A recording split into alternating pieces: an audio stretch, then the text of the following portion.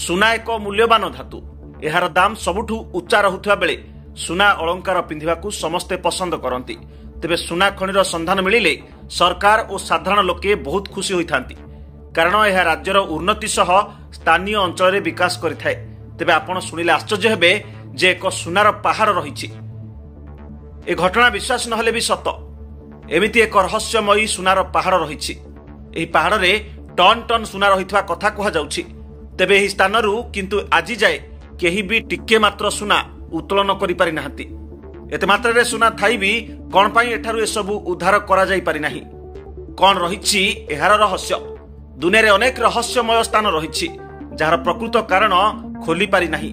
एहार कारण खोजिबाकू वैज्ञानिक और विशेषज्ञ माने सारा जीवन बिताई देथिले भी खोली पारि नाही एहार राज।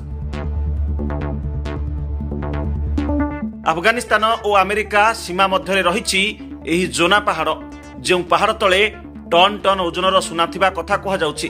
अनेक लोक भी सुना संधान रे एठाकू जाइछंती, हेले अनेक दिन खोजा खोजी करिबा परे ना तांकू सुना मिलिछि ना सेमाने फेरिछंती।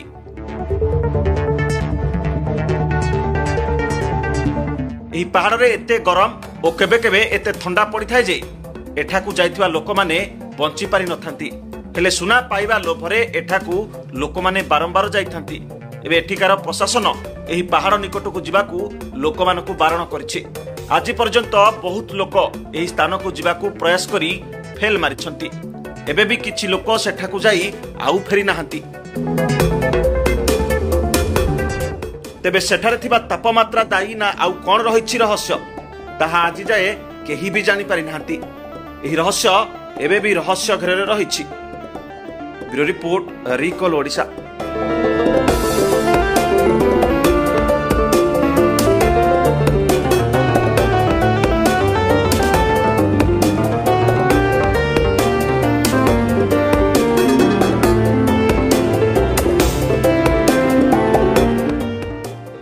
रिकॉल ओडिशा, ओडिशार पुनः स्पंदन।